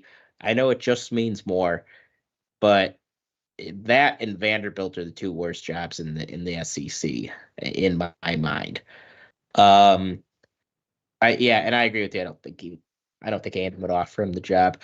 A job that I think I could see offering him, but I don't think they would, and that I think is actually a decent job, and some people might disagree with me, is Michigan State. But I don't think they're exactly a match. So I don't think he's in the running for that. I think Michigan State's already apparently dropped some.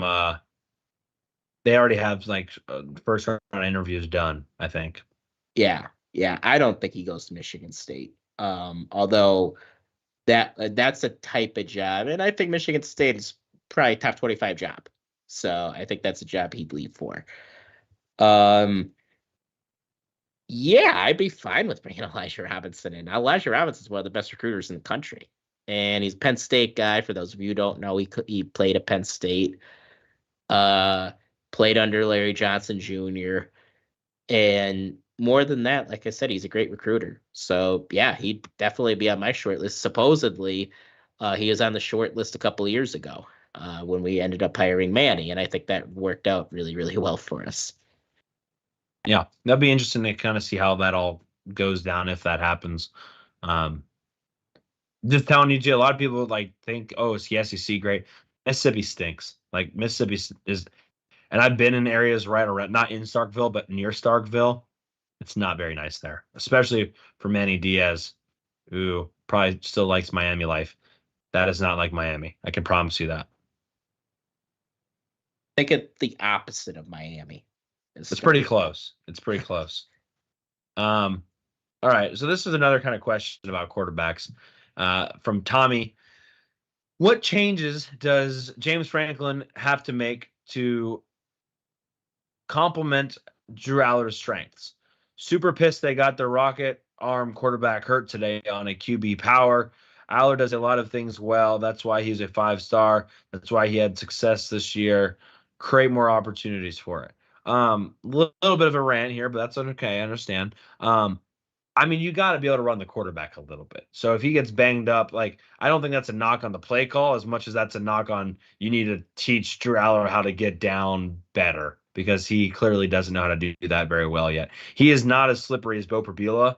He's going to take some shots if he doesn't do a better job getting down. So 100% agree on that point, but you got to be able to run him a little bit, especially, again, when you can't seem to stretch the defense in different ways. So you got to make your quarterback be more a part of the stress-inducing part of the offense. You can't just have him sit back there and play 10 versus 11. You need him to be a contributor in that sense. I think the other things you got to do, obviously, is be able to stretch the field and have somebody that's willing and able to do that. Having someone to beat press man coverage would also be very nice. And then finally, I still think they need to do a better job working play action and out of the same sets and looks that they run the ball or that they run the ball in. Like they run the ball okay, it looks like inside zone, outside zone, but I feel like they don't really go to an inside zone play action very often, or they're not very effective with it. So that, and then I still think they should probably run some from under center just because it would help with some play action, and some misdirection in that sense. So that's how you help. But really, the number one thing is we already talked about it, Shawn. You got to get some more weapons in there.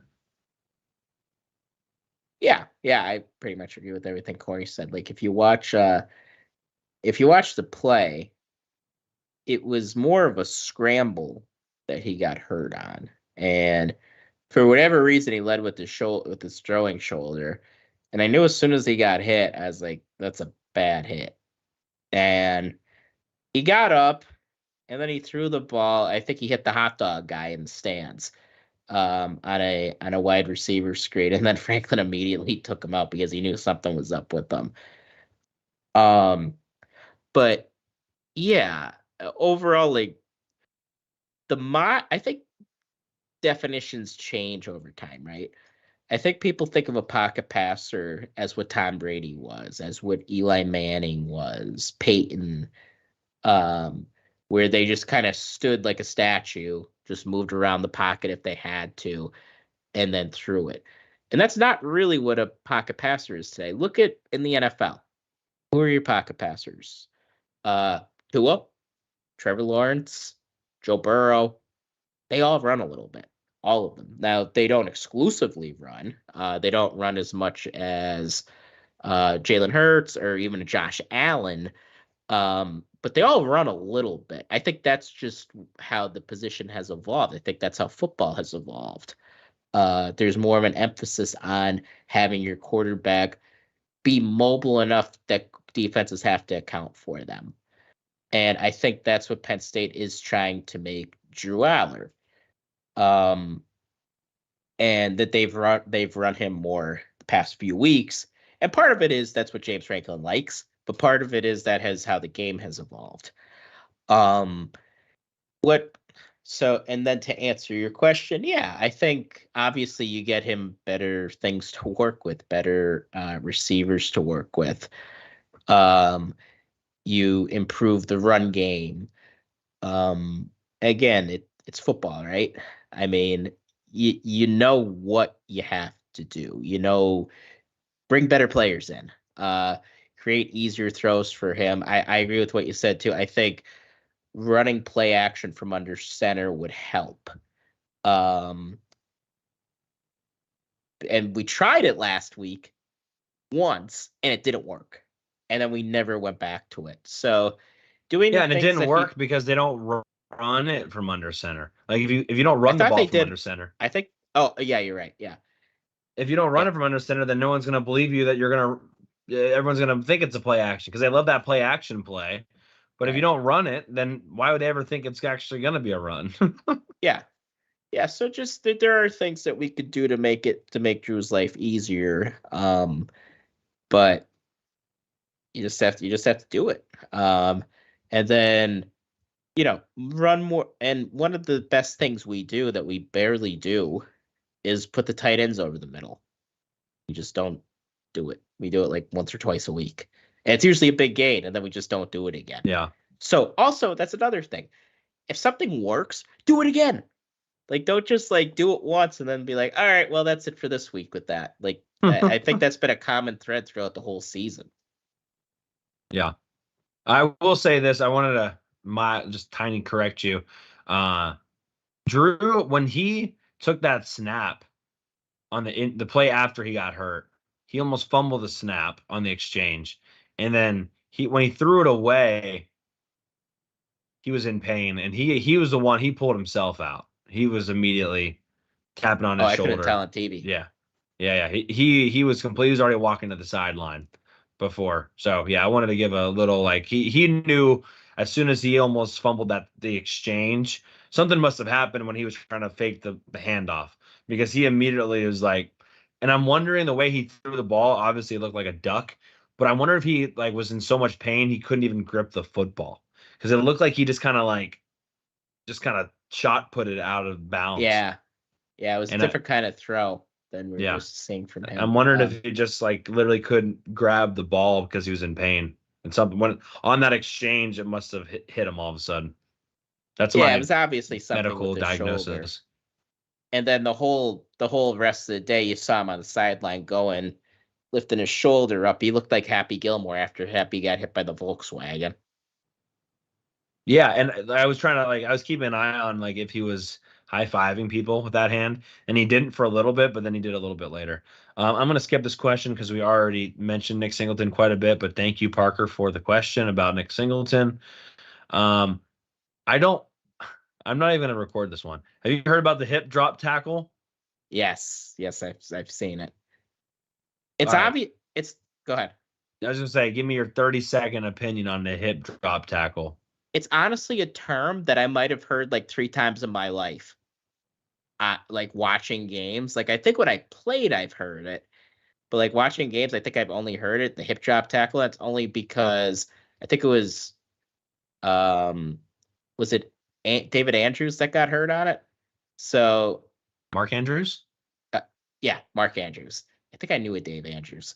Mark Andrews got hurt on it from the Baltimore Ravens.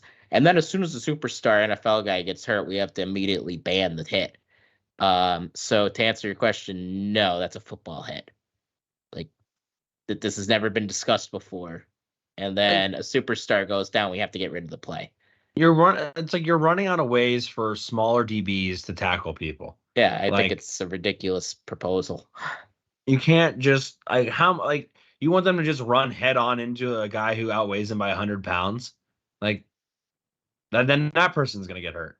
DA Adam on YouTube says 100 out of 100 girlfriends, wives would agree. If you had a positive outcome the first time, keep doing it. Appreciate that. Good transition here. Lucas Powers. Are you as upset as I am that this is the last yearly land grant trophy? Penn State does not play Michigan State next year, plays at Michigan State again the year after that, and then they get Michigan State at home the year after that. So it's really only a 1-year hiatus. Don't really know if that's going to be at the end of the year every year, though. I don't think it is, at least in 2 years. So we're losing that, Shawn. The land grant trophy, a boat in the world of trophies. I mean, it's just huge. Your thoughts on this rivalry that wasn't a rivalry, but is kind of a rivalry, but has a trophy? The whole Michigan State Penn State series is low-key a good one. There has been back and forth. There have been times where one team has dominated the other both ways. And then there have been some really good games in between there. Michigan State is a fun runner historically for Penn State. And you have to give them credit for that. And yeah, I mean, I love the Land Grant Trophy. I feel like both programs have really embraced it for just being a giant piece of wood with some stuff on it. And I think that's the beauty of it. I remember when Penn State won the Big Ten East, they also won the Land Grant Trophy. So they're walking off the field with both trophies. And it was just a funny visual because the Big Ten East trophy is a cool looking trophy. And then we have just this big hunk of wood that we run off the field with as well. So it's just cool to contrast it. So yeah, I think anytime that, you lose a year from having this beautiful trophy, it also raises the stakes. Like we need to keep this, like the winner of this game keeps the land grant for 2 years. So we better think about winning this one. I think that's I think that's definitely extra motivation for the team.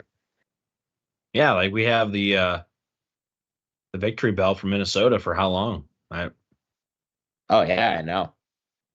Well, do we play Minnesota next year? or Governor's Bell, whatever it is. Yeah, It's a Governor's Victory Bell. Well, don't forget though, they had it in 2019. Yeah. Yeah, so we lost that for a couple. Have of we not years. played them since then? No, we played them last year. Oh yeah. Yeah. But I don't know if we play them next year. I I don't don't think we do. That's the time for another day. Indeed. But to answer your question, yes, it is an upsetting time that we're not playing for the beautiful Land Grant next year. All right, let's move to Michigan State. We're not going to spend too much time on them today, just the nature of the beast. But I wanted to mention that one thing that you mentioned. Penn State only has one win in East Lansing since 2010. And this year's game's at Ford Field. So the next opportunity to get another win at East Lansing will be in 2025. So it's kind of crazy when you think about it like that. So they won in 2009, and they haven't won out there since. Or they've only won once out there since. 19, yeah. 2009 to 2019, the last two times. So that's why I use that 2010, which is just kind of crazy. In that sense, some really awful games out there. Very happy this game is in Detroit. We talked about this in the summer, even that this game went from potentially scary to not scary at all as soon as they moved to Detroit. You feel a lot better about it now. Yeah, and then when Mel Tucker had his little incident and ended up getting canned, it became even less scary. I do think Michigan State would be just as bad with Mel Tucker. Like you look at this team, and if you watch them on a not even a weekly basis, but like regularly, it's just bad football. And I just don't think there's a whole lot there for this team.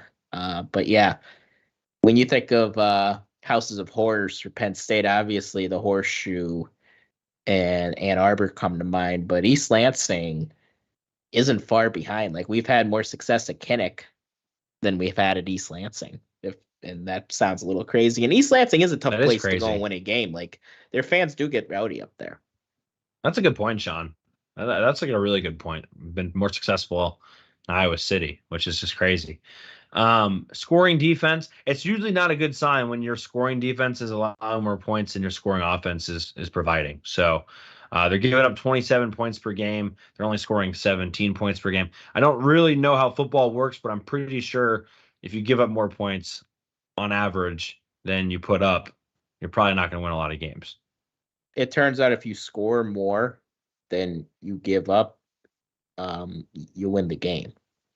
Yeah, they're not doing that. But if you don't do that, you lose. Correct. Was that Mark Schlerhoff that had that comment before? Something like that. Forget. He said something a long time ago that was like just like that, basically. Probably. Yeah, probably. I could see that. Turnover margin, Shawn, -5. So yeah.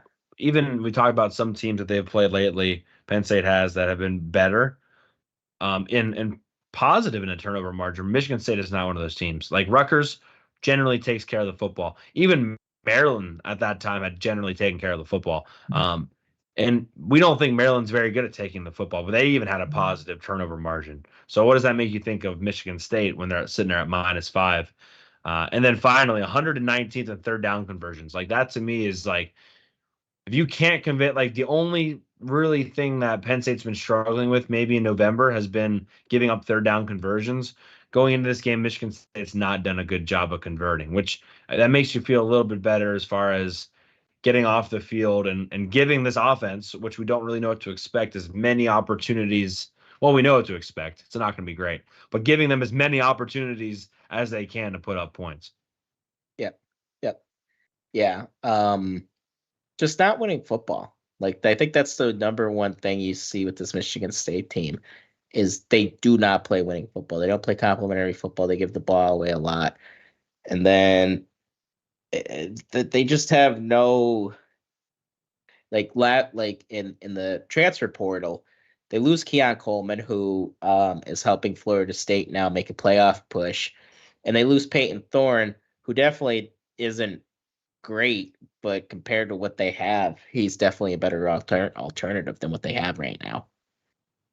So they got decimated in the portal, and then they had the scandal with their coach. So it's been a very, very bad year for Michigan State, and they have to go and see their rivals in Ann Arbor have another great year. So They got shut out by Michigan too. yeah, they got and that they usually play Michigan. Their computer keeps disconnecting for some reason on YouTube. Just for a second. Apologize again on YouTube for that. If it makes them feel any better, at least Peyton Thorne isn't doing very good at Auburn. If that makes them feel any better, I don't know if that does or not. If they just lose to like bunch of ice cream truck drivers, Auburn, New Mexico State, yeah. Yeah. Michigan State on offense, 42nd in sacks allowed, 89th in tackles for loss. Again, not very good statistics that are going to support playing against Manny Diaz's defense. They're probably going to live in the backfield. Caden Hauser's the quarterback, 6 touchdowns, 4 interceptions. He does have 2 rushing touchdowns, 58% passing. Had a pretty decent day against Indiana. Did have a couple interceptions, but played okay, which kind of right. So, I picked the Hoosiers. Yeah, I think a lot of people did. I think maybe there was 1 or 2 that picked Michigan State.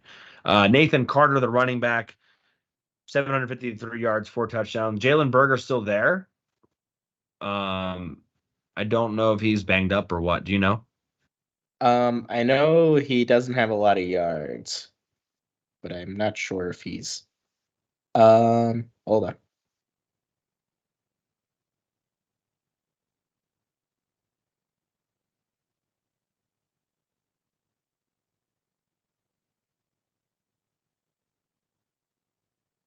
Yeah, he only has 25 carries, and he hasn't played since the Michigan game, so safe to assume he's banged up. Yeah, he is hurt. I just wanted to confirm he's out for the season.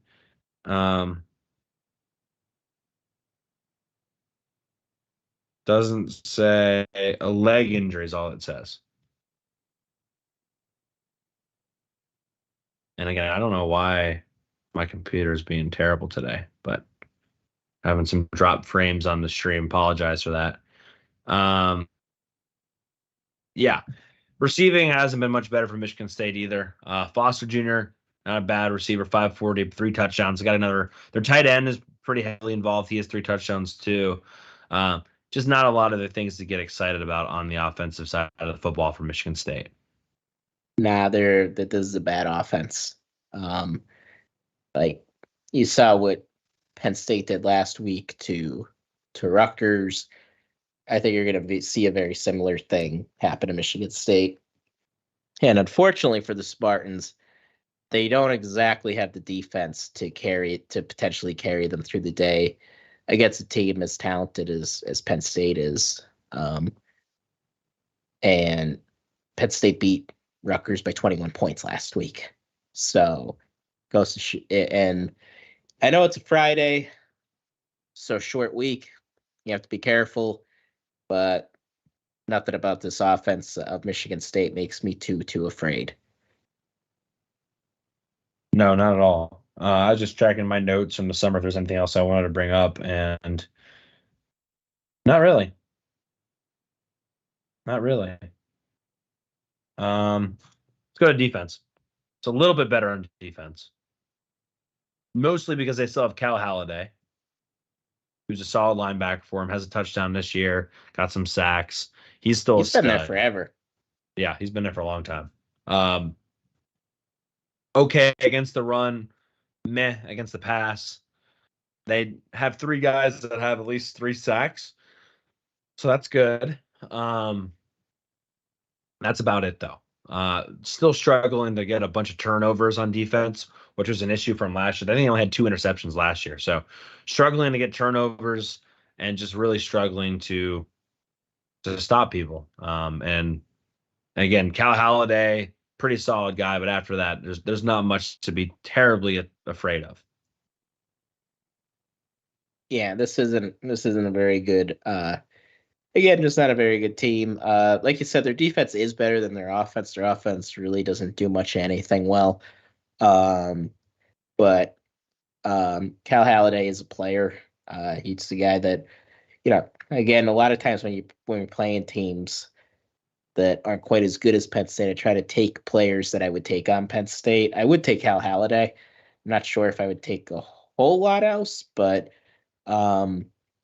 yeah, you look at how this team is, and I just think it's a terrible matchup for if you're trying to pull an upset. I don't think they really stack up well with us.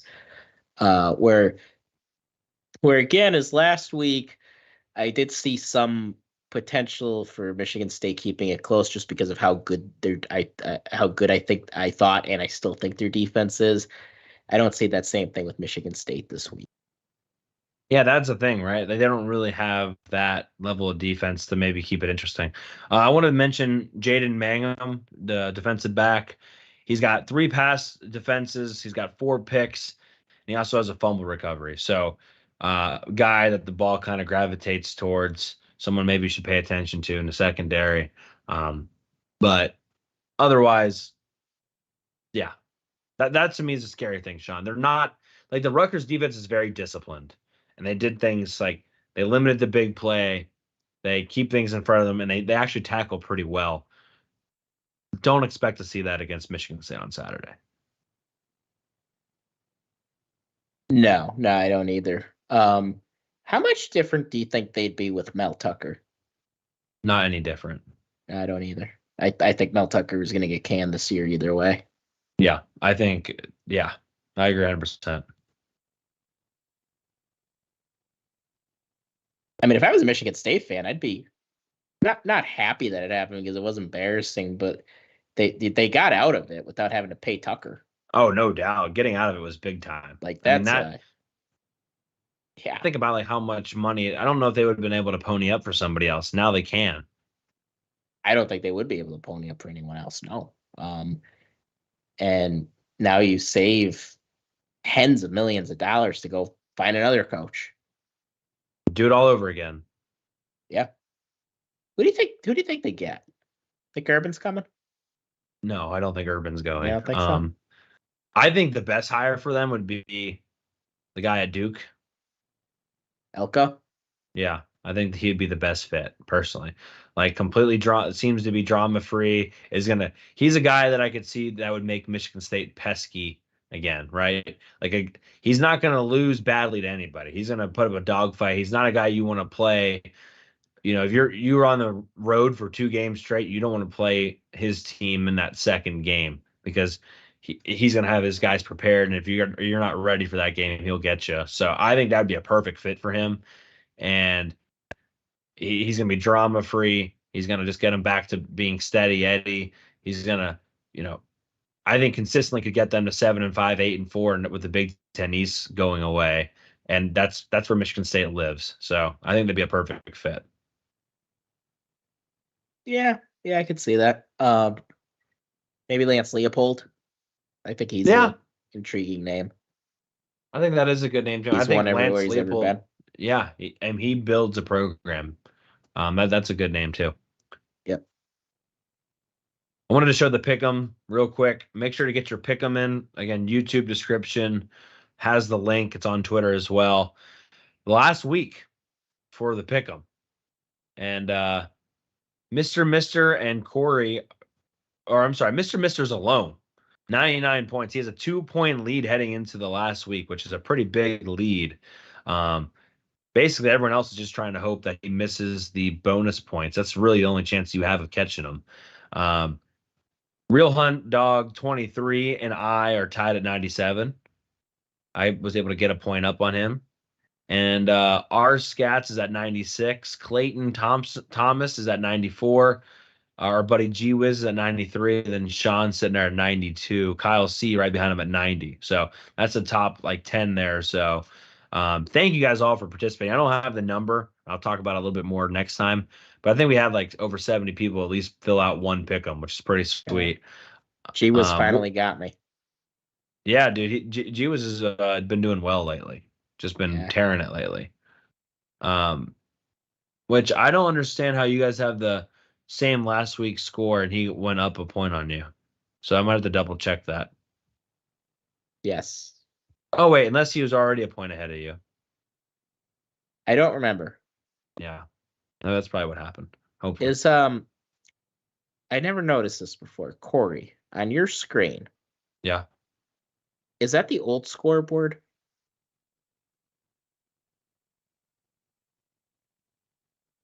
The graphic, you mean? Yes. Yeah, I think it is. I think it is too. Never noticed that. I don't know for sure, actually. Scared me for a second. I don't know what you're talking about. Go fill out your pick 'em. It's an early week. The games are on Friday. First game's at noon on Friday. So I'm closing that thing on Friday. So before you start shopping, make sure you do your pick 'em. Yeah. And for the first time in my life, I have a double feature on Friday. Penn State plays at 3:00. Or no, the Dolphins play at 3:00. Penn State plays at 7:30. Wow, that's a stressful day for you. Oh yeah, double feature for me. So I don't know if I'm gonna love it or hate it. Are you doing any shopping then? You're just probably just hanging out on the couch all day. Yeah, we actually have to get set up we're hosting a Friendsgiving here. So Nice. on Saturday. So we have to actually get cleaned up around here. According to my fiance. And then watch the Dolphins at 3:00 play the Zach Wilson-less New York Jets.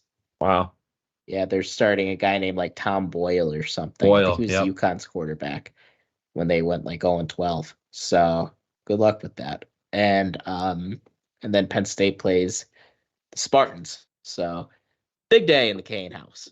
Also not just that, but both your teams are going against green and white colored teams. I also noticed that. Very intriguing. Any other thoughts on Michigan State before we give score predictions and bold predictions? They suck. Yeah. Hopefully that's not famous last words. Shawn, what's your bold prediction? Bold prediction is Bo Prabula throws a touchdown pass. That's a good bold prediction right there. I like that. Thanks, man. My bold prediction, specifically, and to the T, Penn State has 5 sacks and 3 turnovers. Gets 3 turnovers. I think both those things happen. I agree with you. Also, slightly want that because Penn State needs, what did I say, needs what, 9 more? I think they need 9. Need 9 more for 50 sacks on the year. So we got some work to do. Before we give our score predictions, I also wanted to give a shout out to Saquon Barkley. Had a good game on Saturday. Had a couple touchdowns. And to Jair Brown, who had a pass breakup against Mike Evans on 4th down, then came back on the next drive and had a jarring hit to knock the ball loose in the end zone on a tight end, and then came back on the very next play and caught a tip pass off of the helmet of a player for the interception to seal the game. So big play for Tig Brown there. Nice to see him doing some good stuff. Yeah, we told you. He'd be fine. And I know he wasn't playing much to start the year, but the Niners' defense is loaded. So for him, it's about making the most of opportunities when you get a chance, and that's what he's done. Yeah, that guy went out, and he came in, and he made plays. And that's the name of the game. You know, you just, when your number's called, when you're a young player, you go and you make an impact, and that's what he did. And I think there's a reason why the 49ers loved him so much in the draft. All right, score predictions time. Shawn, I guess I go first. Good. Yeah, so I don't think Michigan State's very good. I think Penn State will take care of business. I really like that this game is inside of a dome. I think that's going to really help alleviate any concern that I may have had for this game. I think Bo Prabula plays a lot. I tend not to really believe as much that James Franklin says as far as players being able to play. He said that a couple times. He said that about JB Nelson, and then he didn't play. So we'll just kind of keep that in the back of your mind. Either way, I think you'll see the Bo Prabula package, even if Aller is 100% healthy. I think you're going to see him anyway. And I think Penn State gets this win and they get back to 10 wins. It's important that they get there. I understand it's not going to make every fan happy, but it's still important that they get back to another 10-win season. It's not going to alleviate the frustration, but I think it's important that you still win the games you're supposed to. And getting back to 10-2 and what appears to be a bowl game, a New Year's Six bowl game, is still good for the program. It's still moving them in the right direction, albeit not the big steps. It's still maybe the little steps, but it's still in the right direction. So I had Penn State winning. I got them winning by a score of 34-10. I think it could be somewhat similar to last week, but part of it I think is just going to be that Michigan State's defense is not as good as Rutgers' defense. So I got Penn State winning 34-10. I think it could honestly be even worse. I don't even know if Michigan State gets the 10, but I'm being generous and being thankful. So I'll say they get the 10. But yeah, 34-10, Penn State wins. Yeah. As we said, Michigan State just isn't very good. I think Penn State looks good on Friday. I think they have a legitimately good performance. I think they win 45-7 with the heavy helping, if you will, of Bo Prabula.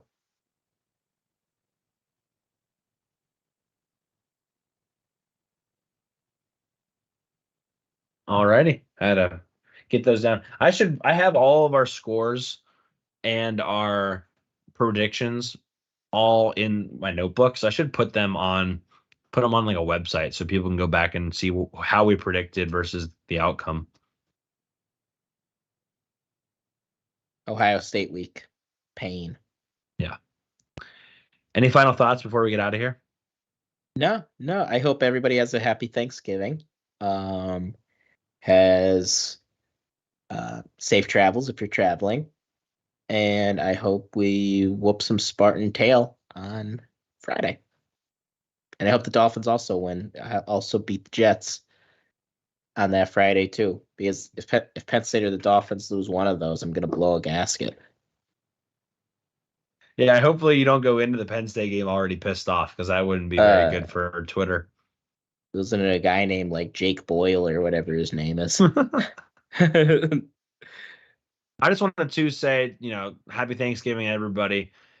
We are very thankful for all the guests that we've had on this season. We're very thankful for all of you that have listened, have provided us with fan questions, have provided us with interactions on Twitter and all over the place. It's been a fun season. I can't believe we're already on November 20th and heading into the final game.